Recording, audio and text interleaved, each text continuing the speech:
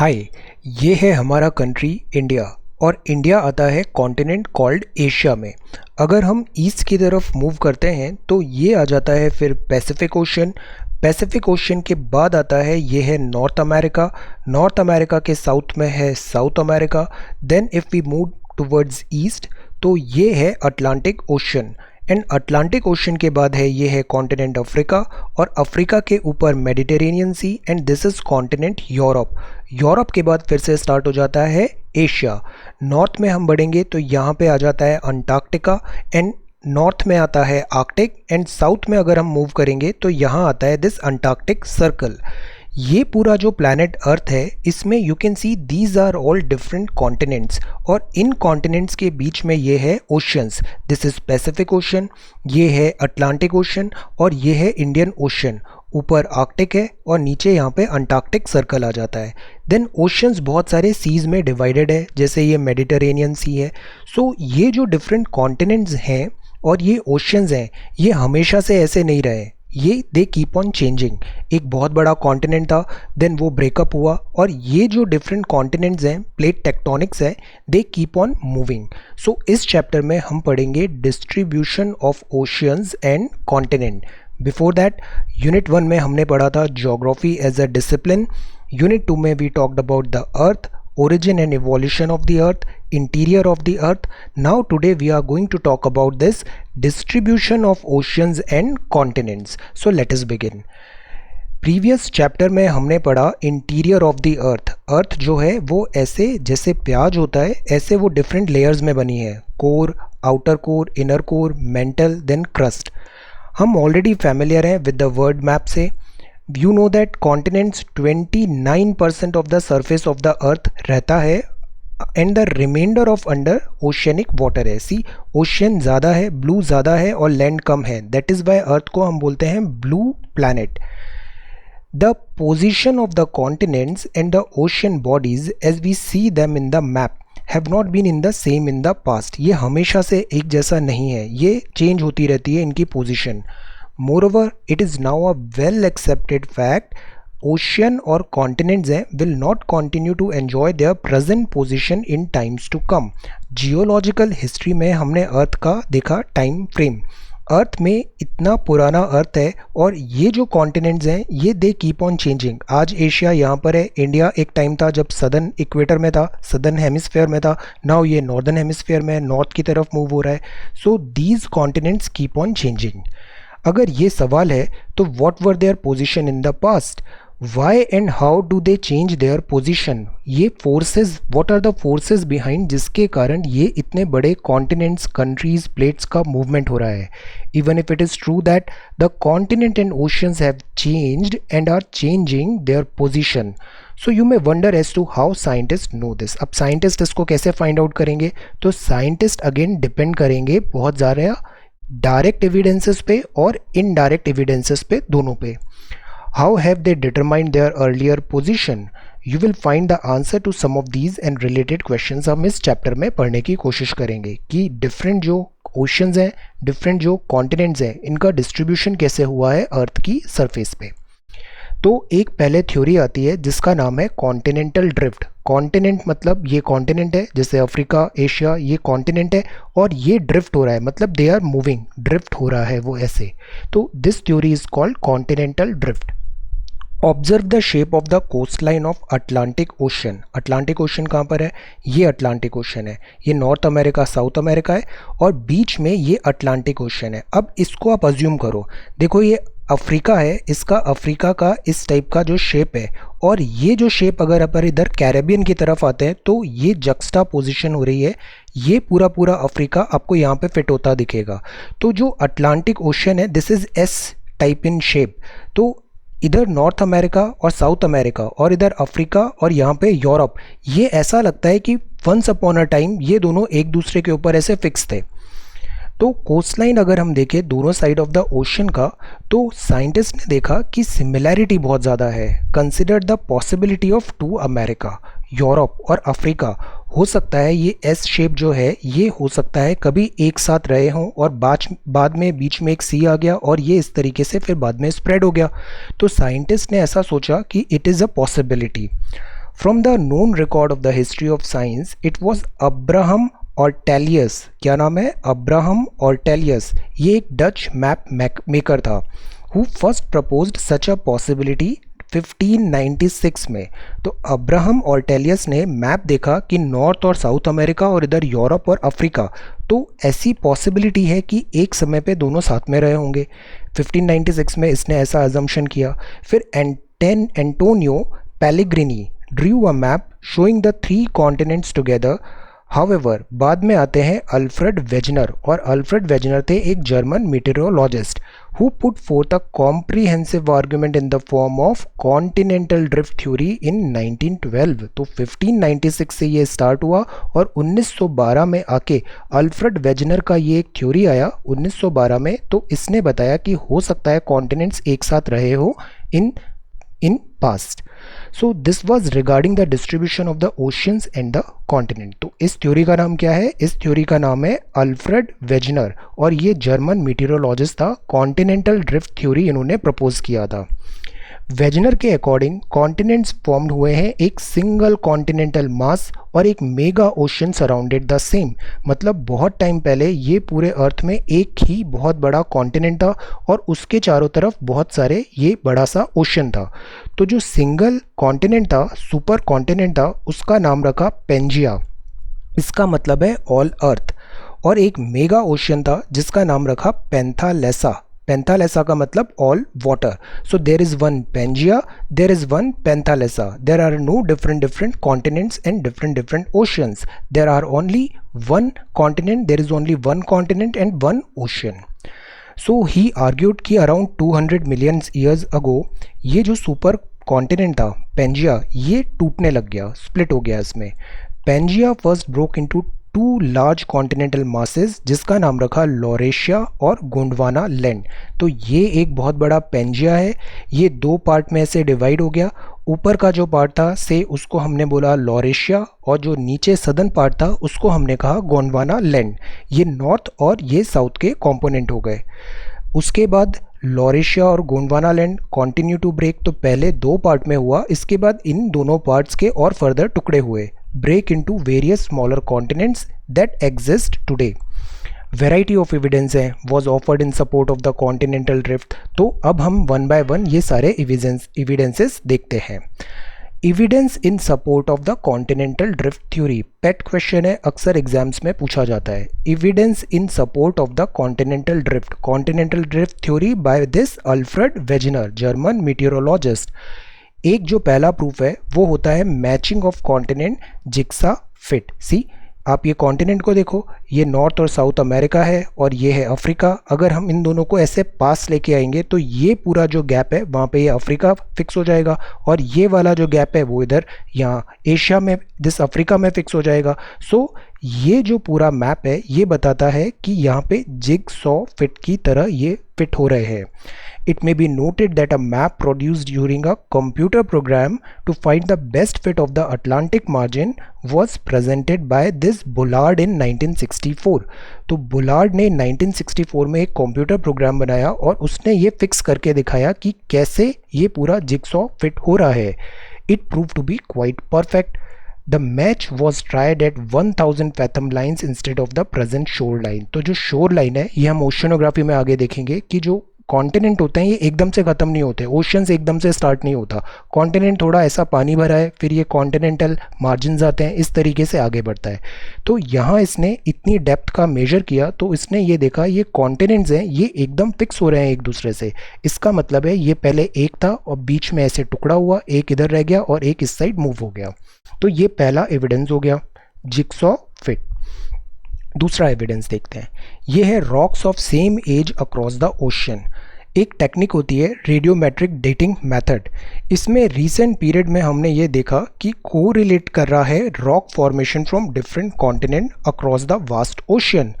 Ancient rock जो 2000 million साल पुरानी है, कहाँ पे, ब्राज़ील में, वो कोस्ट की मैच कर रही है वेस्टर्न अफ्रीका। मतलब ये जो ब्राज़ील है, ब्राज़ील यहाँ पर है, दिस इज़ ब्राज़ील, और ब्राज़ील में जिस टाइप की रॉक मिल रही है सेम उसी टाइप की रॉक मिल रही है वेस्टर्न अफ्रीका में भी। दैट मीन्स एक टाइम था वेस्टर्न अफ्रीका और ब्राज़ील दोनों आसपास में था। तो ये सेकेंड एविडेंस हो गया। Earliest marine deposit along the coast line of South America and Africa, Jurassic age. अभी जियोलॉजिकल हिस्ट्री देखी थी ना, टाइमलाइन, तो जुरासिक एज में ये दोनों मिक्स होते थे।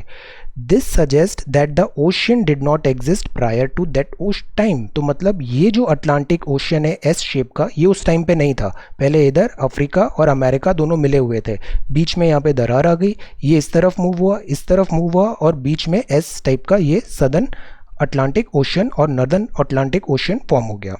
तो ये एविडेंस नंबर 2 हो गया। अब एविडेंस नंबर 3 है टिलेट। ये क्या होता है? ये सेडिमेंट्री रॉक होती है, डिपॉजिट्स ऑफ ग्लेशियर्स से होती है। हमने देखा था एक होता है इरोजन, इरोजन मतलब मिट्टी को बहा के ले जाना, फिर एक होता है डिपोजिशन। तो ये सेडिमेंट्री जो रॉक होती है ये फॉर्म हुई डिपॉजिट ऑफ ग्लेशियर्स से। गोंडवाना सिस्टम है जो सेडिमेंट का from India is known to have its counterpart in 6 different land masses of the southern hemisphere. मतलब जो गोंडवाना लैंड है, हम गोंडवाना सिस्टम में इंडिया में भी हम मानते हैं, तो ये जो सिस्टम यहाँ पर है ना, एज इट इज़ 6 अलग अलग जगह पर भी है। इसका मतलब ये 6 जगह इंडिया के साथ एक टाइम पे एक साथ टुगेदर थे। At the base, the system has thick tillet, indicating extensive and prolonged glaciation वहाँ पे हुआ है। Counterpart of this succession are found in Africa, Falkland, Madagascar, Antarctica and Australia. See कितने दूर दूर पर है। ये एक इंडिया हो गया, ये अफ्रीका हो गया, फाकलैंड आइलैंड यहाँ कहीं है साउथ अमेरिका में, इधर बॉटम में यहाँ पे। देन मेडागास्कर कहाँ पर है? दिस इज मेडागास्कर, ये मेडागास्कर है। तो see India is here, Madagascar is here, Africa is here, Falkland is here. ये डिफरेंट डिफरेंट जगह हैं, यहाँ पे सेम टाइप ऑफ टिलेट मिल रहे हैं। इसका मतलब ये सारे डिफरेंट जो जगह हैं ये एक टाइम पे एक जगह पे कलेक्टेड होना चाहिए था इन्हें। फिर रिमार्केबल सिमिलर हिस्ट्रीज आ गई। ग्लेशियल टिलेट थे provide unambiguous evidence of paleo climates and also drifting of continent. मतलब पहले कॉन्टिनेंट एक साथ थे, one part moved here, second moved here, third moved here and fourth Australia moved here. तो Australia, India, एक Antarctica south में चला गया, यहाँ मेडागास्कर रह गया और यहाँ पे फाकलैंड आइलैंड हो गए। तो दिस शोज कि once upon a time these all different islands, different continents were together. तो this is evidence number 3। Fourth evidence है placer deposits. Rich placer deposits मिले हैं गोल्ड, कहाँ पर? घाना कोस्ट पे, और absolute absence of the source rock है in the reason. ये बहुत अमेजिंग लगा, साइंटिस्ट को समझ में नहीं आया ऐसा क्यों हुआ। बिकॉज प्लेसर डिपॉजिट्स क्या होते हैं? ये भी डिपॉजिट्स हैं, मतलब एक सोर्स होना चाहिए और एक डिपॉजिट होना चाहिए। तो डिपॉजिट तो मिल गया आपको घाना कोस्ट पे, but where is the source? So where is the source? This is Ghana coast, ये घाना कोस्ट है अफ्रीका में, और यहाँ पे आपको सी ये घाना में आपको गोल्ड के प्लेसर डिपॉजिट मिल गए। But where is the source? तो सोर्स तब मिलेगा जब अपन और इस अटलांटिक को क्रॉस करेंगे और ब्राज़ील में आएंगे, साउथ अमेरिका में। तो source is here and deposits are here. This means again कि वंस अपॉन अ टाइम ये सब एक साथ में रहा होगा। ब्राज़ील प्लेटू में मिला तो 2 continents lay side by side. तो दिस इज एविडेंस नंबर 4। ये एविडेंस नंबर 5 है distribution of fossils. Identical species मिली है प्लांट्स की, एनिमल्स की, adapted to living on land, fresh water में, अब found on either side of the marine barrier. Problem arise होती है regarding accounting of such distribution. For example ये जो लेमुर है ये इंडिया में मिलते हैं, मेडागास्कर में मिलते हैं, अफ्रीका में भी मिलते हैं। कंसिडर अ कॉन्टिगुअस लैंडमास पहले हुआ होगा लेमुरिया, linking these 3 land masses. Similarly, Mesosaurus was a small reptile होता था, ये shallow brackish water में रहता था। इसके skeleton आपको मिले हैं 2 लोकेलिटी में, एक southern cape province South Africa में और दिस फॉर्मेशन इन ब्राज़ील में भी। The 2 localities are presently 4,800 kilometer apart with an ocean in between them. So it is not a possibility, we have to discard that possibility that ये travel किए होंगे because there is a vast distance. So the possibility is कि once upon a time ये जो cap है south Africa की और ये जो साउथ अमेरिका है, ब्राज़ील है, ये दोनों कभी एक टाइम पे रहेंगे। अब देखिए लायंस आपको यहाँ पे भी मिलते हैं अफ्रीका में, और यहाँ गिर में भी लायंस मिलते हैं। राइनोसोरस यहाँ पर भी है, देन इंडिया में भी राइनोसोरस है। तो there has to be certain connectivity, connection in the past. फिर आता है force for drifting. So now we accepted that कि ये कभी एक साथ रहे होंगे, फिर ये अलग अलग डायरेक्शन में मूव हो गए कॉन्टिनेंट। बट ऐसा हुआ क्यों? What is the reason behind? Force क्या था ड्रिफ्टिंग का? तो वेजनर ने सजेस्ट किया कि जो मूवमेंट है responsible for the drifting of the continent वो हुआ था पोल फ्लीसिंग फोर्स। पोल पोल कहाँ पे होता है, नॉर्थ पोल, साउथ पोल, पोल फ्लीइंग फोर्स, पोल फ्लीइंग फोर्स। और दूसरा फोर्स था टाइडल फोर्स। टाइडल फोर्स क्या होता है, जो ग्रेविटेशनल पुल होता है, दिस अर्थ है, मून है, सन है, तो ये जो ग्रेविटेशनल पुल है उसके कारण मूवमेंट पॉसिबल है। तो पोल फ्लीइंग फोर्स और टाइडल फोर्स ये दो फोर्सेस हो गए। पोलर फ्लीइंग फोर्स जो होता है ये रिलेट करता है to the rotation of the earth से। You are aware of the fact that earth is not a perfect sphere, it has a bulge at the equator. तो हमने ये मान लिया है मैप में कि अर्थ ऐसे स्फीयर है, but it is not actually a sphere. Earth ऐसे रोटेट कर रही है। नाउ इमेजिन अगर ये अर्थ ऐसे रोटेट कर रही है तो इक्वेटर की तरफ, ये फिजिक्स के कॉन्सेप्ट्स होते हैं, इक्वेटर की तरफ ये जो है ना ये थोड़ा बल्ज ज़्यादा है, और जो नॉर्थ है, नॉर्थ और साउथ पोल है, यहाँ पे बल्ज थोड़ा कम है। तो ये थोड़ी चपटी हो गई है नॉर्थ और साउथ में, और थोड़ा सा उभार आ गया है इस इक्वेटर के अलोंग। तो earth is not a sphere, it is a geoid. तो रोटेशन ऑफ द अर्थ के कारण बल्ज आ गया है इक्वेटर पे, और ये जो बल्ज है this is due to the rotation of the earth. Second जो फोर्स आया वो सजेस्ट किया टाइडल फोर्स। ये जो टाइडल फोर्स था ये अट्रैक्शन ऑफ द मून, सन, ये सब हेवनली बड़ी बड़ी बॉडीज़ हैं, मून एंड सन, इसमें ग्रेविटेशनल फोर्स आता है that develop tides in the oceanic water. ये जो इतना ओशन है हमारा, इसमें पानी में ऐसे ज्वार भाटा आता है, पानी ऊपर बढ़ता है नीचे आता है, something like that. Wegener believed that these forces would become effective when applied over many million years. Now अर्थ की तो हिस्ट्री भी बहुत पुरानी है, तो इतने टाइम तक अगर ये फोर्सेस लगे होंगे तो ग्रेजुअली इसने कॉन्टिनेंट्स को मूव करा दिया।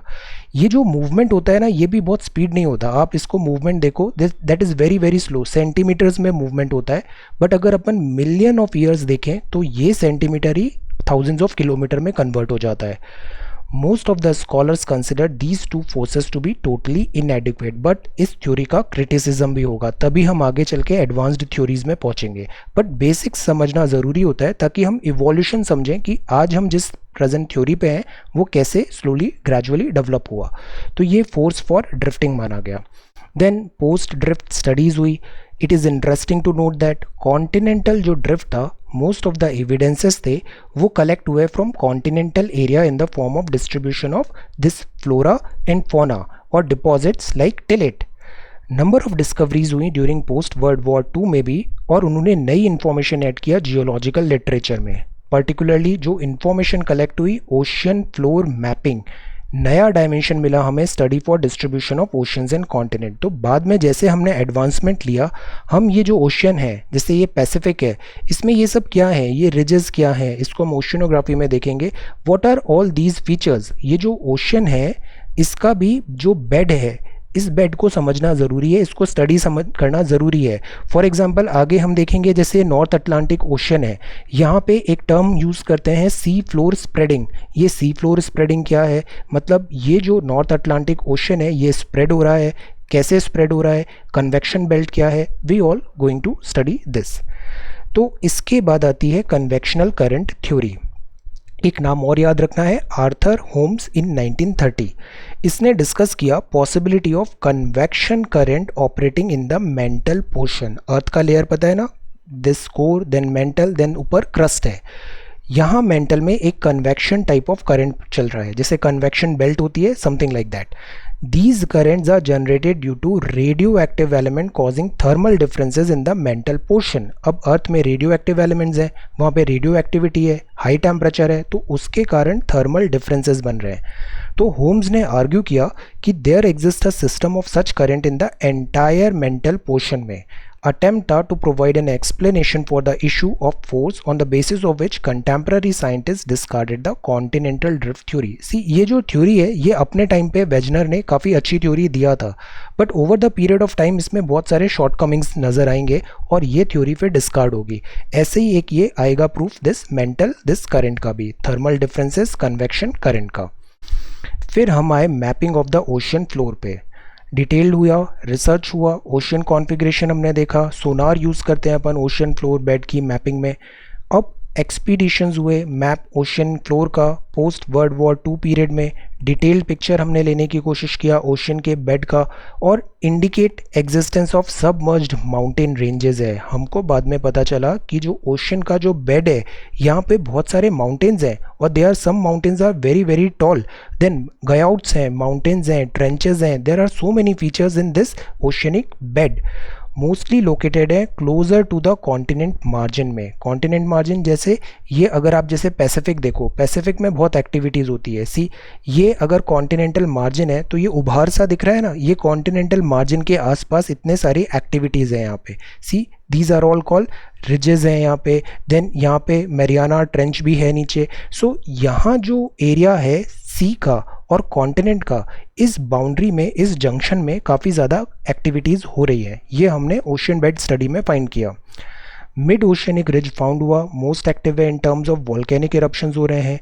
Then dating of the rock from oceanic crust हमने देखा तो हमें पता चला कि they are much younger than the continental area. मतलब ये जो ओशन है, ओशन की जो रॉक है ये यंग है, और जो कॉन्टिनेंट है इसकी रॉक है वो ओल्ड है। तो हाउ इज़ दैट पॉसिबल? मतलब रॉक फॉर्मेशन हो रहा है कहीं ना कहीं, that is why they are so young. तो rocks on either side of the crest of oceanic ridges having equidistant location from the crest were found to have remarkable similarity both in terms of their constituents and their age। Means जैसे ये एक ridge है, इसके इस side suppose 2 kilometre इधर और इसके इस साइड 2 किलोमीटर इधर, 2 किलोमीटर्स लेफ्ट 2 किलोमीटर्स राइट, तो this is point A and this is point B. Point A पे जैसी रॉक है, जो उसका कंपोजिशन है, जो उसका दिस मैग्नेटिक स्ट्राइप है वहाँ पे, एंड बी में these both are similar. How is that possible? It is possible कि इनका ओरिजिन भी सेम हुआ हो और फिर ये ऐसे बाहर निकली, एक लेफ़्ट गई एक राइट गई, सेम फोर्स सेम स्पीड से ये मूव कर रही है, तो ये 2 किलोमीटर डिस्टेंस यहाँ पे पहुँची ए पॉइंट पे, ये 2 kilometre distance toward right B point पे। Now A and B, because इनका टाइम सेम है, ओरिजिन सेम है, that is why they are having similarity है वहाँ पे बहुत ज़्यादा। तो ये हमें मिला रिमार्केबल सिमिलैरिटी। इससे भी हम आगे अपना नया थ्योरी बनाने का कोशिश करेंगे। तो हमने ओशन फ्लोर का कॉन्फ़िगरेशन समझा। इस सेक्शन में हम देखते हैं few things ocean floor configuration का, understanding of the distribution of continents and the ocean. Now you would be studying in details of ocean floor relief in chapter number 13। एक separate chapter है, इसमें हम एक ब्रीफ अंडरस्टैंडिंग देखते हैं। Ocean जो floor है may be segmented into 3 major division based on depth as well as forms of relief. तो 3 हम सेगमेंट बना सकते हैं ओशन के बेस्ड ऑन डेप्थ और रिलीफ पे। These divisions are called continental margins, deep sea basins और मिड ओशन रिजेस। 3 कौन कौन से हैं? एक है कॉन्टिनेंटल मार्जिन, फिर डीप सी बेसिन्स है, और फिर तीसरा है मिड ओशन रिजेस। ये सेपरेटली हम देखेंगे फॉर नाउ। जैसे ये आता है, this is cumulative area higher than each level है, ये कॉन्टिनेंटल शेल्फ आती है ऐसे, और फिर कॉन्टिनेंट यहाँ पे एंड होता है, फिर ये कॉन्टिनेंटल स्लोप आता है, फिर ये ओशन बेसिन फ्लोर ऐसे आगे आ जाता है, और कई बार यहाँ पे एक ट्रेंचेस फॉर्म होती है डीपेस्ट ओशन एंड ऑल पे। डीपेस्ट जो ट्रेंच है उसका नाम क्या है आप बताइए। यहाँ ऐसे ओशंस में ऐसे फॉर्म होती है। फिर ये सी लेवल, समुद्र ऊपर से ऐसा दिखता है, और ये उसका बेड है। तो बेड का मैपिंग करेंगे तो हमें पता चलता है कि यहाँ पे बहुत सारी एक्टिविटीज़ हुई हैं, similarity movement of this continents हुआ है। तो इसके अकॉर्डिंग हम अब एक नया थ्योरी पे आएंगे। Continental margin, these are continental margin. Continent है मतलब कॉन्टिनेंट से एशिया, एशिया कॉन्टिनेंट है उसका मार्जिन है, मतलब उसके बाद ईस्ट में जा रहे हैं तो पैसिफिक ओशन स्टार्ट हो रहा है। तो कॉन्टिनेंटल मार्जिन ये जो होता है, मार्जिन का मतलब ही होता है ट्रांजिशन फेस है वो। तो these form the transition between the continental shore and the deep sea basin के बीच में ट्रांजिशन फेज है यहाँ पे। ये इंक्लूड करते हैं continental shelf, continental slope, continental rise और डीप ओशियनिक ट्रेंचेस। तो क्या क्या है यहाँ पे? शेल्फ है, स्लोप है, राइज है और ट्रेंचेस है। These are deep oceanic trenches are the areas जहाँ पे considerable interest in so far as the distribution of oceans and continents is concerned। तो these are continental margins। फिर आता है ये abyssal plain। abyssal plain में क्या होता है? ये एक प्लेन है, यहाँ abyssal plain है, ये एक ज़्यादा फीचर्स नहीं है यहाँ पे। These are extensive plains that are between the continental margins and the mid-oceanic ridges. तो ये continental margin खत्म हुआ, फिर abyssal plain आया, और फिर यहाँ पे बीच में ये जो एरिया है that is mid-oceanic ridge. तो continental margin और this ridge के बीच का जो एरिया है that is called this plain. They move beyond the margins get deposited. तो ये वो एरिया है जहाँ continental sediments जो आए हैं यहाँ से, मिट्टी जो ये ओशन में आती है, that move beyond the margins get deposited. फिर जो तीसरा एरिया है वो है mid oceanic ridge, MOR, mid oceanic ridge. ये फॉर्म करता है इंटरकनेक्टेड चेन्स है, माउंटेन सिस्टम्स है ओशन के अंदर. ये जो माउंटेन है ये ओशन के अंदर है. ये लॉन्गेस्ट माउंटेन चेन है on the surface of the earth, submerged है अंडर द ओशनिक वाटर. तो ये माउंटेन्स हैं बट दे आर सबमर्ज्ड, पानी के अंदर हैं ये. It is characterized by central rift system है, क्रेस्ट है, फ्रैक्शन प्लेटू मिलते हैं, फ्लैंक जोन्स हैं साइड में, इट्स अलोंग द लेंथ. जो रिफ्ट सिस्टम है एट द क्रेस्ट पे, ये zone of intense volcanic activity हो रहा है, मतलब there is some movement happening over there. Previous chapter में हमने पढ़ा था to this type of volcanoes mid oceanic volcanoes होते हैं. मिड ओशियनिक वॉल्केनोज मतलब जैसे हमने लास्ट चैप्टर में पढ़ा था ये रिम ऑफ फायर. ये पूरा अगर अपन देखें यहाँ से साउथ अमेरिका, नॉर्थ अमेरिका की बॉर्डर, ऊपर यहाँ पे आर्कटिक वाला ये Aleutian islands and all, then यहाँ पे जापान एंड ऑल. तो ये जो पूरा बन रहा है this is called this rim of fire. यहाँ पे वॉल्केनिक एक्टिविटी काफ़ी ज़्यादा है. सिमिलरली ये जो मिड है अटलांटिक का, यहाँ पे भी मिडिल ओशियनिक रिज है, ये भी एस शेप में है इस टाइप से. ये पूरा एक रिज बन रही है इधर नॉर्थ से साउथ में, ये यहाँ पे पूरा रिज है. ये हम ओशियनोग्राफी में डिटेल में पढ़ेंगे. सो ये इस टाइप का 3 पैटर्न डिवाइड हो गए. ओशन फ्लोर में एक हुआ कॉन्टिनेंटल मार्जिन, फिर हुआ प्लेन, और थर्ड हुआ दिस मिड ओशियनिक रिजेस. अब distribution of earthquake and volcano देखते हैं. तो अगर हमने मैप देखा तो हमने पढ़ा वॉल्केनो है यहाँ पे, लाइन्स ऑफ डॉट जो central part of Atlantic ocean में है ये पैरेलल है टू द कोस्ट लाइन, ये कोस्ट लाइन है. और जो बीच का जो मार्जिन है जहाँ पे ये वॉल्केनो की एक्टिविटी हो रही है, this is also S in shape, तो this is almost parallel to the coast line. ये फर्दर एक्सटेंड है इंडियन ओशन में भी, बाइफर्केट करती है little south of Indian subcontinent में, फिर एक ब्रांच मूव करती है ईस्ट अफ्रीका और दूसरा मीट करता है similar line from Myanmar to this New Guinea. You will notice that this line of dot coincides with mid-oceanic ridges. फिर shaded belt है showing another area, ये हम यहाँ पे इधर ऐसे बात कर रहे हैं. C ये यहाँ पे ऐसे है. C ये बीच में चल रही है, ये पैरेलल इस टाइप से चल रही है. ये मार्जिन है, कॉन्टिनेंट के मार्जिन है, दीज आर मार्जिन्स. और ये जो बीच वाली लाइन है ये भी सेम चल रही है. फिर ये इधर यहाँ पे आई, अफ्रीका से इधर मूव हुआ, ये ऐसे मूव हो रहा है. This is again going like this. So this is one line. और एक जो दूसरी हमने देखी थी वो ये रिम ऑफ फायर जो है ये यहाँ पे ऐसे इस टाइप से मूव हो रही है, पैसिफिक में पूरा कवर कर रही है. और एक ब्रांच इसकी ये यहाँ पे दिस म्यांमार यहाँ पे भी पहुँच गई है. तो ये जो एरिया है यहाँ पे वॉल्केनिक एक्टिविटी ज़्यादा है. अब ये अटलांटिक ओशन की पैरेलल थी, न्यू गिनिया पे आ गई. नोटिस करेंगे तो ये कोइंसाइड करेगी मिड ओशियनिक रिज को भी. जो शेडेड बेल्ट है शो कर रही है another area of concentration coincides with this Alpine Himalayan system और rim of the Pacific Ocean. Rim of the Pacific Ocean जो फोसाई है दिस अर्थक्वेक का area of mid oceanic ridges में है, ये शैलो डेप्थ है, whereas along this Alpine Himalayan belt as well as the rim of the Pacific में. Earthquake जो यहाँ पर है वो डीप सीटेड वन है. अर्थक्वेक में भी हमने देखा था जहाँ से एनर्जी रिलीज हुई है वहाँ से हम उसको बोलते हैं what is the focus of that earthquake. तो जो कॉन्टिनेंट में है ये यूजुअली डीप सीटेड वन है. Map of volcano also show a similar pattern. अब जो रिम ऑफ द पैसिफिक है इसको हम बोलते हैं रिम ऑफ फायर, बिकॉज यहाँ पे एक्टिव वॉल्केनोज भी बहुत ज़्यादा है, आग लगी हुई है. So that is called this is rim of fire. तो ये पूरा था concept distribution of earthquake and volcanoes का. अब हम पढ़ते हैं concept of sea floor spreading का. सी फ्लोर मतलब समुद्र का जो फ्लोर है वो बढ़ रहा है. पहले ये 100 किलोमीटर था, अब ये 200 किलोमीटर हो गया, स्प्रेड हो गया. सो that is called sea floor. और ये बीच में एक सेंट्रल लाइन है, लेफ्ट की तरफ भी उतना ही बढ़ रहा है, राइट की तरफ भी उतना ही बढ़ रहा है. सो this is concept of sea floor spreading. ये हमने अभी distribution of earthquake and volcanoes पढ़ा. ये पूरा जो लाइन है ये पैसिफिक में रिम ऑफ फायर है और ये मिड अटलांटिक में ये एक लाइन चल रही है, ये इधर आती है इंडियन ओशन में भी, और ये एक अल्पाइन वाली बेल्ट भी है. So these are all earthquake zone and volcanic systems हैं यहाँ पे. तो टाइम ऑफ वेजनर में ये आया कॉन्टिनेंटल ड्रिफ्ट का, 1912 वेजनर ने कॉन्टिनेंटल ड्रिफ्ट बोला। Particularly, the mapping of the ocean floor and the paleomagnetic study of rock from oceanic regions ने रिवील किया फॉलोइंग फैक्ट। क्या क्या फैक्ट आए? इसने रियलाइज़ किया कि all along the mid oceanic ridges में volcanic eruptions are common and they bring huge amount of lava to the surface in this area. मतलब जितना भी रिज है वहाँ अर्थ के सरफेस में जो मैग्मा है वो बाहर निकल रहा है और सरफेस पे आके वो लावा बन रहा है।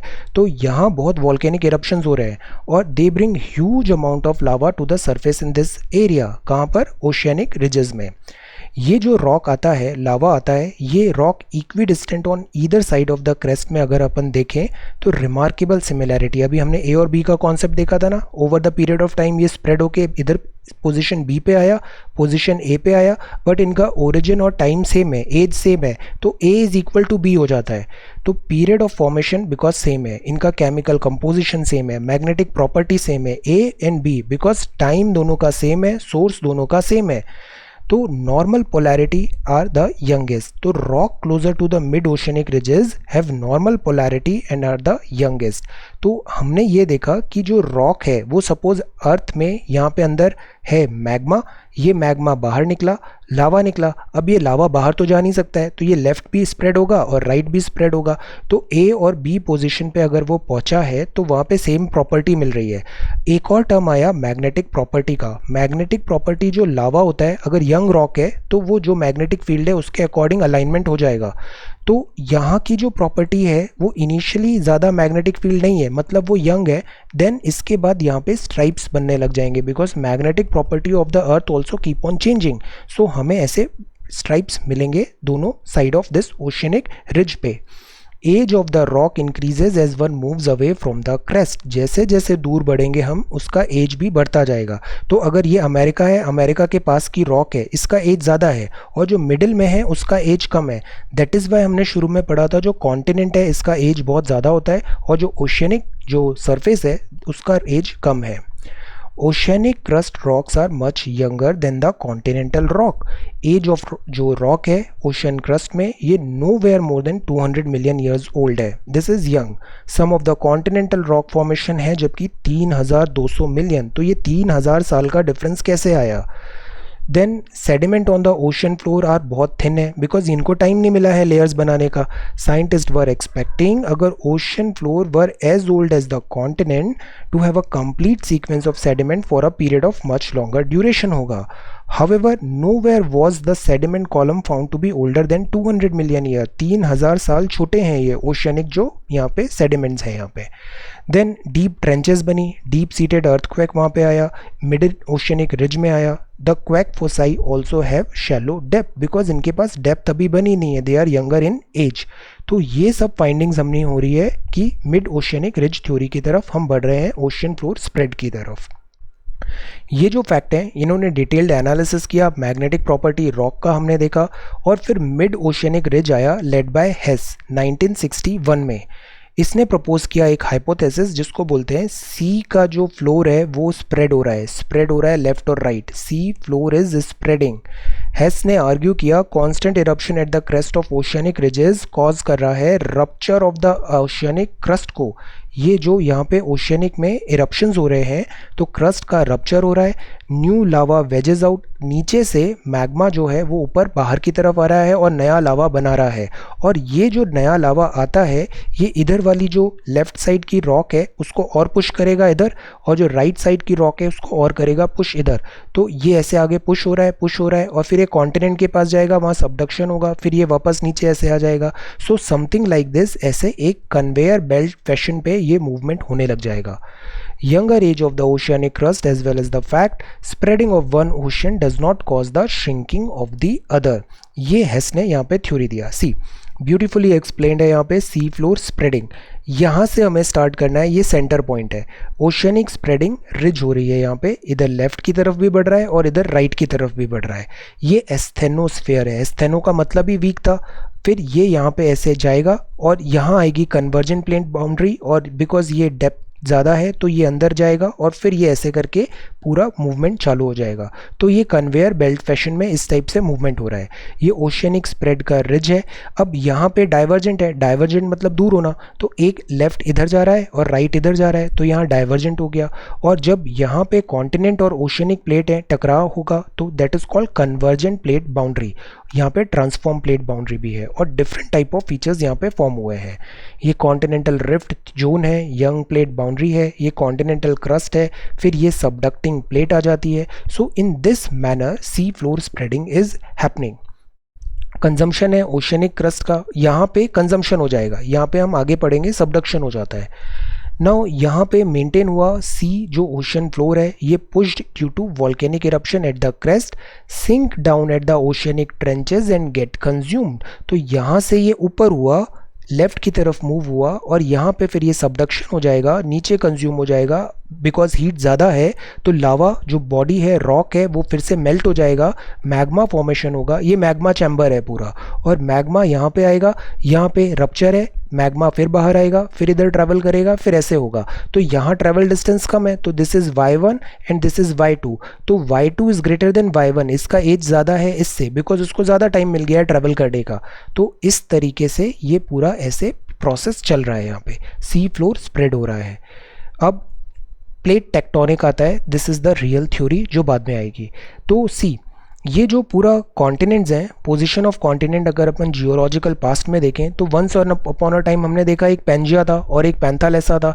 ये दो पार्ट में टूटा, ऊपर हुआ दिस लॉरेशिया और नीचे गोंडवाना लैंड। ये मिलियंस ऑफ ईयर्स में फिर फर्दर डिवाइड हुआ, फिर फर्दर डिवाइड हुआ, फिर फर्दर डिवाइड हुआ, और आज की डेट में ये ऐसा सारे कॉन्टिनेंट्स इस टाइप से अरेंज्ड हैं ग्लोब में। तो ये सारा कहलाया हमने plate. Concept of sea floor spreading ने बताया the interest in the problem of distribution of ocean and continent फिर से रिवाइव हो गया, लोग इसमें दिमाग लगाने लग गए। 67 में मैकिंजी और पार्कर आते हैं और मॉर्गन भी आते हैं, इंडिपेंडेंटली कलेक्ट करते हैं अवेलेबल आइडियाज़ को और एक नया थ्योरी बनाते हैं, और उस नया थ्योरी का नाम रखते हैं प्लेट टेक्टोनिक। ये जो टेक्टोनिक है, ये प्लेट है, ये लिथोस्फीयर की प्लेट है, मतलब ऊपर ऐसे अर्थ में जो क्रस्ट है वो ऐसे हमारी बहुत सारी प्लेट्स में डिवाइडेड है। ये मैसिव है, इरेगुलर शेप्ड है, ये स्लैब ऑफ सॉलिड रॉक है। दीज आर ऑल प्लेट्स, और ये प्लेट्स एक दूसरी जगह पे ऐसे मूव होगा और इनके मूवमेंट और इंटरेक्शन से डिफरेंट लैंडफॉर्म बनेंगे। So this is called plate tectonic. Composed है कॉन्टिनेंटल और ओशियनिक लिथोस्फीयर दोनों है।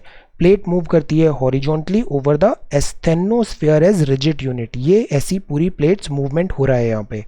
लिथोस्फीयर इंक्लूड करता है क्रस्ट को और टॉप मेंटल को भी।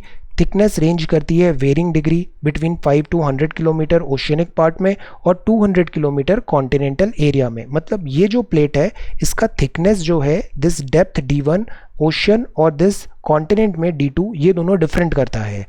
वेरी करता है 5 to 100 किलोमीटर ओशियनिक पार्ट में और 200 किलोमीटर कॉन्टिनेंटल पार्ट में। तो ऑब्वियसली कॉन्टिनेंट्स में ये डेप्थ ज़्यादा होगी, ओशियन में डेप्थ कम होगी, थिकनेस कम होगी।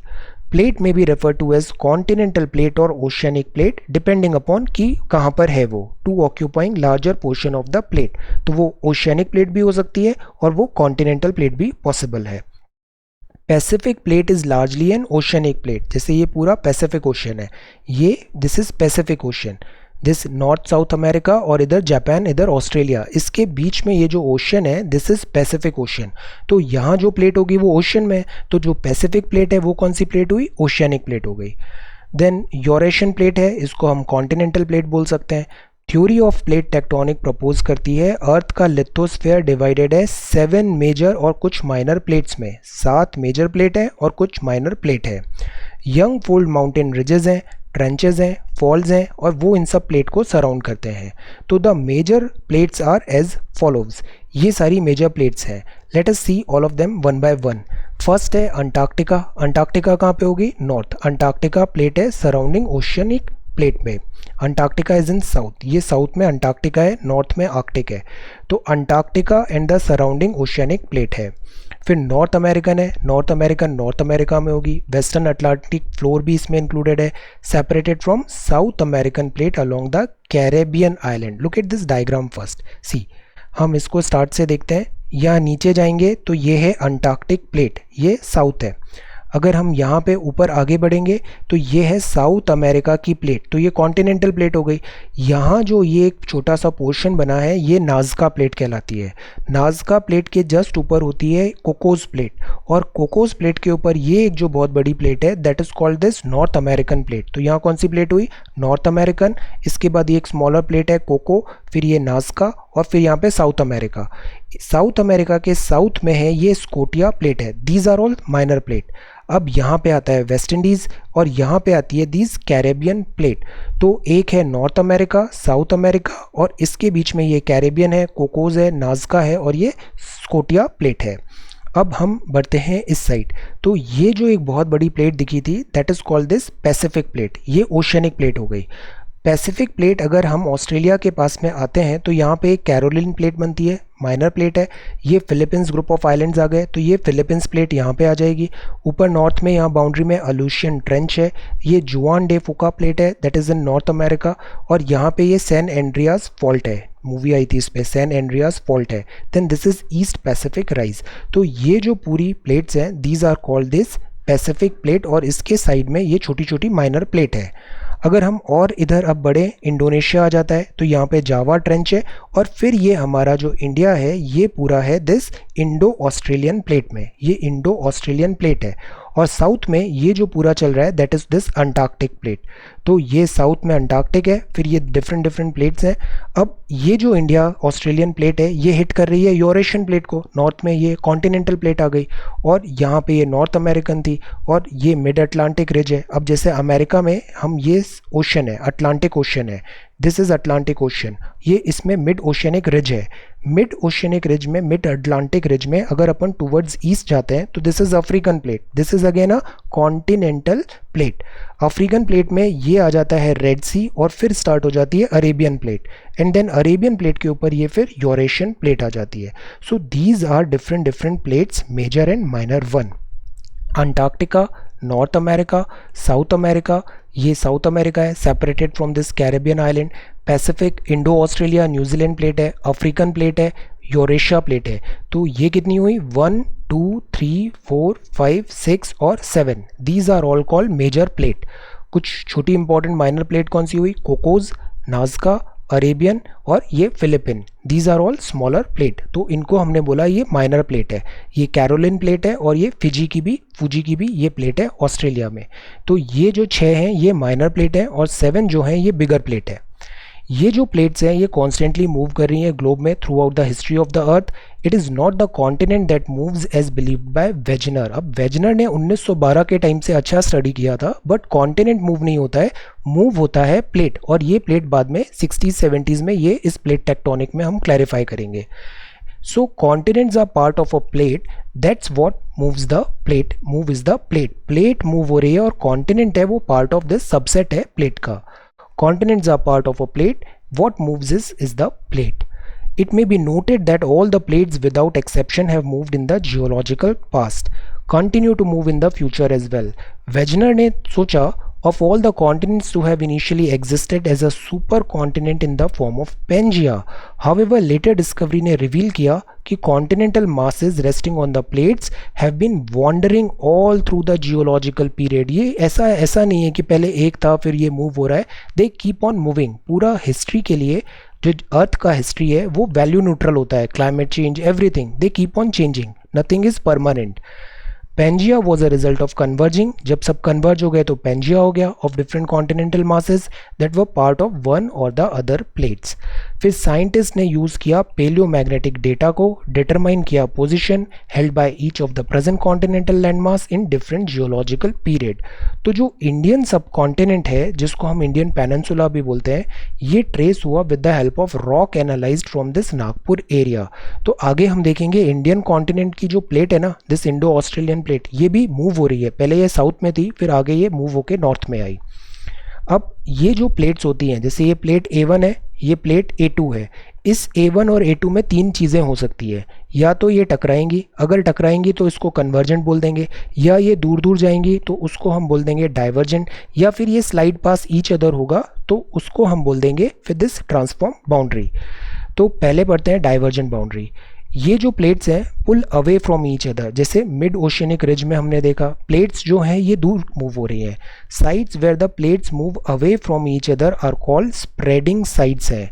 द बेस्ट नोन एग्जाम्पल है डाइवर्जेंट बाउंड्री का मिड अटलांटिक रिज, बिकॉज यहाँ से मैग्मा बाहर निकल रहा है, लावा बाहर निकल रहा है और नया प्लेट फॉर्मेशन हो रहा है, नया दिस फॉर्मेशन हो रहा है, सी फ्लोर स्प्रेडिंग हो रहा है। As this American plate is separated from the Eurasian and African plate. तो these plate movement जो interaction है that is divergent boundary. Second होता है convergent boundary. क्रस्ट डिस्ट्रॉय होता है, कन्वर्ज हो रहा है, मतलब जैसे यहाँ पे अगर अपन देखें ट्रेंचेस फॉर्म हो जाएगा, एक जो क्रस्ट है वो नीचे चला जाएगा प्लेट और फिर वो डिस्ट्रॉय हो जाएगा। तो यहाँ डिस्ट्रक्शन हो रहा है कन्वर्जेंट बाउंड्री में, टकराव हो रहा है। यहाँ जो होता है सिंकिंग ऑफ प्लेट होता है, और जो सिंक हो रही है वो हो रही है सबडक्शन जोन में। तो तीन वे इन विच कन्वर्जेंस कैन अकर। अब कन्वर्जेंस में भी तीन पॉसिबिलिटी है। अगर वो ओशियानिक और कॉन्टिनेंटल प्लेट का है, एक ओशियानिक प्लेट है और एक कॉन्टिनेंटल प्लेट है, इन सब के आप एग्जांपल्स बताते चलना। ओशियानिक प्लेट है और एक कॉन्टिनेंटल प्लेट है ना। दूसरा है ओशियानिक प्लेट है और ओशियानिक प्लेट है, और तीसरा है कॉन्टिनेंटल प्लेट है और कॉन्टिनेंटल प्लेट है। तो परमुटेशन कॉम्बिनेशन तीन ऐसे पॉसिबिलिटी हो सकती है कन्वर्जेंस की, और इन तीनों में अलग अलग रिजल्ट आएंगे, बिकॉज जो कॉन्टिनेंटल प्लेट है और ओशियानिक प्लेट है इन दोनों में डेंसिटी का डिफरेंस होता है। जिसकी डेंसिटी ज़्यादा होती है वो यूजुअली सबडक्शन नीचे की तरफ मूव हो जाती है। अब ट्रांसफॉर्म बाउंड्री की बात करते हैं। क्रस्ट जो है ये नीदर प्रोड्यूस्ड है नॉर डिस्ट्रॉयड है as the plate slide horizontally past to each other. ऐसे ये दोनों एक दूसरे को पास हो गई है, ऐसे टकराव नहीं हुआ है, डाइवर्जेंस भी नहीं हुआ है। Transform falls are the planes of separation generally perpendicular to the mid oceanic ridges में है। Eruption do not take all along the entire crest at the same time. Differential movement है, portion of the plate away from the axis of the earth हो रहा है। तो जो rotation of the अर्थ है उसका इफेक्ट आ रहा है separated blocks of the plate portions में। तो ये ट्रांसफॉर्म बाउंड्रीज बन रही है। अब हम देखते हैं रेट्स ऑफ प्लेट मूवमेंट कैसे होगा। रेट कैसा है प्लेट मूवमेंट का, बिकॉज इसका स्पीड भी वेरी करता है। कुछ प्लेट्स बहुत तेजी से मूव कर रही हैं, some plates are moving at a great this speed is less. So the strips of normal and reverse magnetic field that parallel and mid oceanic ridges help scientists determine the rate of plate movement. अब हमने देखा था यहाँ पे this magma निकला, यहाँ की जो एक लेयर है उसने एक प्रॉपर्टी एक्वायर कर लिया, आगे जाएंगे दूसरी प्रॉपर्टी एक्वायर हो गया। जिस स्पीड से ये डिफरेंसेस क्रिएट हो रहे हैं वो बताता है हमें कि किस स्पीड से प्लेट फॉर्मेशन हुआ है। These rates vary considerably. Arctic ridge है यहाँ पे स्लो है, करीब 2.5 सेंटीमीटर पर ईयर का इसका स्पीड है, which is very less. East Pacific rise हुआ है ईस्टर आइलैंड, साउथ पैसिफिक में है यहाँ पे चिली में, यहाँ पे से 15 सेंटीमीटर पर ईयर है, तो यहाँ 2.5 सेंटीमीटर है आर्कटिक में, और south Pacific and east Pacific rise में 15 सेंटीमीटर पर ईयर है। So the sea speed is different. Then ये forces for the plate movement है। At the time what Wegener proposed his theory of continental drift, most scientists believe that the earth was a solid motionless body था, ऐसा उस time पे मानते थे। Concept of sea floor spreading और unified theory of plate tectonic थी। इसने emphasize किया both the surface of the earth पे, और इंटीरियर जो है ये भी स्टैटिक नहीं है, this is not static and motionless नहीं है, बट ये सारी चीज़ें डायनामिक है, मूवमेंट हो रहा है यहाँ पे। फैक्ट आया plates moves is now a well accepted flag fact. अब ये हम अज्यूम कर चुके हैं, मान चुके हैं कि जो प्लेट्स हैं वो मूवमेंट हो रहा है उनका। Mobile rock beneath the rigid plate is believe to be moving in a circular manner. Heated material rises to the surface, ऐसे राइज होता है, स्प्रेड होता है, बिगिंस टू कूल, और फिर यहाँ पे कन्वर्जेंट होने पर सिंक हो जाता है, और फिर वापस यहाँ पे डिपॉजिट हो जाता है चैम्बर में, और ये साइकिल ऐसे परपेचुइटी में चल रही है। This cycle is repeated over and over to generate what scientists call a convection cell or convective flow. Heat within the earth comes from two main sources. अब heat कहाँ से supply होगा, एक होता है रेडियो एक्टिव डिके से, because radioactive elements हैं earth के अंदर बॉडी में और वो डिके होते हैं, हीट रिलीज होता है। और दूसरा होता है residual heat, because primordial heat है जो शुरुआत में अर्थ बिकॉज हीट थी, ऊपर तो ठंडी हो गई है बट जो अर्थ का कोर एंड ऑल है वो भी अभी काफ़ी हीटेड है। तो आर्थर होम्स ने फर्स्ट कंसिडर किया this idea in the 1930, later influenced by Harry Hess thinking about sea floor spreading. So जो slow movement of hot soften this mantle है that lies below the rigid plates is the driving force behind the plate movement. तो ये जो mental है यहाँ पे soft भी है कुछ जगह पे, ये ड्राइविंग फोर्स है, heat is the driving force. Why? Because these planets these plates are keep on moving. अब हम बात करते हैं हमारे इंडिया का। ये 71 मिलियन ईयर्स अगो सी इक्वेटर के साउथ में है, ऊपर मूव हो रहा है, ऊपर मूव हो रहा है। करीब आज से 40 मिलियन ईयर्स अगो इसने इक्वेटर क्रॉस किया और आज ये इक्वेटर से 8 डिग्री करीब ऊपर नॉर्थ में आ गया है। तो ये मूवमेंट ऑफ इंडियन प्लेट है। Peninsular India Australian continental portion है ये। यहाँ पे subduction zone along the Himalaya forms the north plate boundary in the form of continent convergence हो रहा है यहाँ पे यूरेशियन प्लेट का और दिस इंडो ऑस्ट्रेलियन प्लेट का। ये एक्सटेंड हुआ है थ्रू राखिनयोमा माउंटेन म्यांमार में toward the island arc along the Java trench. Eastern margin है, स्प्रेडिंग साइट है, this lying to the east of Australia in the form of an oceanic region south west Pacific. फिर west में अगर हम जाएं यहाँ पे दिस इज ईस्ट देखा अभी हमने, दिस इज ईस्ट, ये पूरा ईस्ट था। और वेस्ट में हम देखें तो किरथार माउंटेन जो है पाकिस्तान में, यहाँ तक ये मार्जिन फैला हुआ है। फर्दर ये मकराना कोस्ट है, then spreading site from Red Sea rift south east towards this Chagos archipelago. अब जो बाउंड्री है इंडिया और अंटार्कटिक प्लेट में, ये मार्क्ड है ओशियनिक रिज, डाइवर्जेंट बाउंड्री है। मतलब अंटार्कटिक मतलब साउथ में, यहाँ पे डाइवर्जेंट बाउंड्री है, और नॉर्थ में क्या है, कन्वर्जेंट बाउंड्री है। रनिंग इज रफली west east direction, merging into the spreading side a little south of New Zealand में। So this is in south. अब जो इंडिया है ये लार्ज आइलैंड है, सिचुएटेड है off the Australian coast in a vast ocean. Tethys sea ने separate किया Asian continent में। ऐसा माना जाता है पहले यहाँ पे एक टेथिस सी होता था, उसके साउथ में इंडियन ऑस्ट्रेलियन प्लेट थी और नॉर्थ में दिस यूरेशियन प्लेट थी। इंडियन ऑस्ट्रेलियन प्लेट ऐसे ऊपर आगे आके हिट करेगी, ये टेथिस सी डिसअपियर हो जाएगा। ऐसा भी माना जाता है कि इसी के जो सेडिमेंट्स एंड ऑल बाद में हिमालयन माउंटेन फॉर्मेशन होगा। सो इस तरीके से ये Tethys sea would be gone and this mountain system would be formed. India is supposed to have started her northward journey about 200 million years ago जब Pangaea टूटा था। इंडिया कोलाइड होगा Asia से 40-50 million years ago. Rapid uplift of the mountain Himalayas होंगे। Position of India since about 71 million years till the present are shown in figure 4.6। सी पहले ये south में था, इक्वेटर क्रॉस होगा, फिर आज की डेट में हम यहाँ नॉर्थ में है, 8 डिग्री नॉर्थ में। तो इससे हिमालय फॉर्मेशन भी हो गया। देन यूरेशियन प्लेट से ये हिट करेगा 140 million years ago present and the subcontinent was located south 50 degree south latitude में थे हम। ये दो major plates were separated by the Tethys sea, Tibetan block था, क्लोजर टू एशियाटिक लैंडमास था।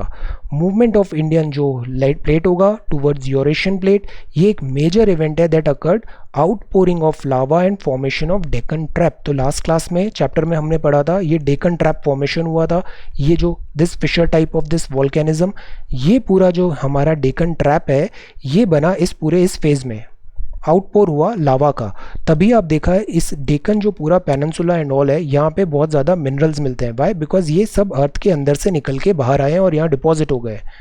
तभी हम बोलते हैं ज्योग्राफीज डेस्टिनी। ये कुछ 60 मिलियन ईयर्स अगो ऐसा हुआ। Subcontinent was still closer to equator. 40 million years में इसने क्रॉस कर दिया, हिमालय का फॉर्मेशन चालू हो गया। ये प्रोसेस आज भी चल रहा है। सो दैट इज़ वाई जो हिमालय है इसको हम यंग फोल्ड माउंटेन बोलते हैं। ये ज़्यादा स्टेबल नहीं है। रिवर्स में हमने ड्रेनेज में देखा था this 11th NCERT India physical की जो हिमालयन है यहाँ पे यूजुअली ये यंग माउंटेन्स है, यहाँ पे दिस सॉइल इरोजन भी ज़्यादा होता है और अर्थक्वेक एंड ऑल के चांसेस भी यहाँ पे ज़्यादा है। So scientist believe the process is still continuing and the height of the Himalayas is even rising to this date. तो ये है हमारा पूरा अर्थ का continents and this oceans. Now let us try to have this exercise.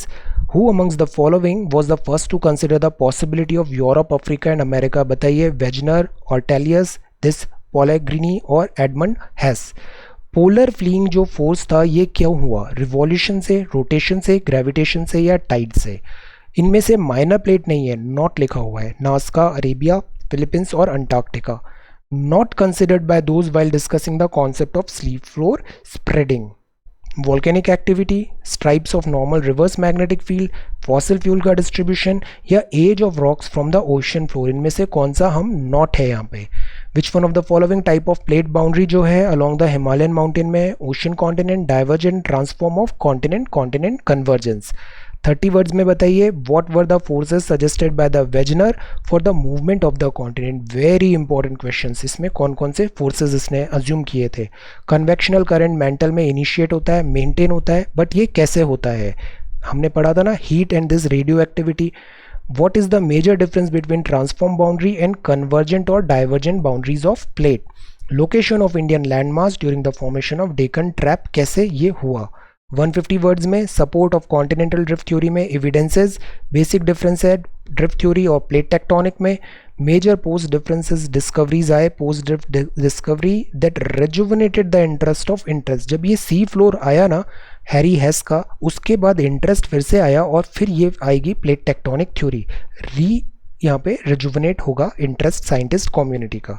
सो ये बहुत important chapter है। अर्थ का इंटीरियर हमने देखा और इस चैप्टर में हमने पढ़ा कि जो अर्थ का एक्सटीरियर है, मतलब जो सरफेस है जिसमें बहुत सारे दिस कॉन्टिनेंट्स हैं, बहुत सारे दिस ओशंस हैं, ये कैसे फॉर्म हुए, सी फ्लोर कैसे बना, ओशियनिक एक्टिविटी जो हुई वो क्यों हो रही है और उसमें भी कौन से फीचर्स हैं।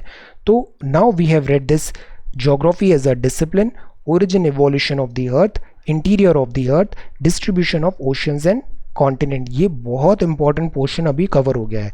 अब हम नेक्स्ट चैप्टर्स में पढ़ेंगे लैंडफॉर्म्स के बारे में कि जो अर्थ है उसके सरफेस में डिफरेंट डिफरेंट लैंडफॉर्म्स कैसे बनते हैं, minerals and rocks, geomorphic processes क्या होती है और उनका इवोल्यूशन। तो ये लैंडफॉर्म होगा, फिर this way will complete this entire book.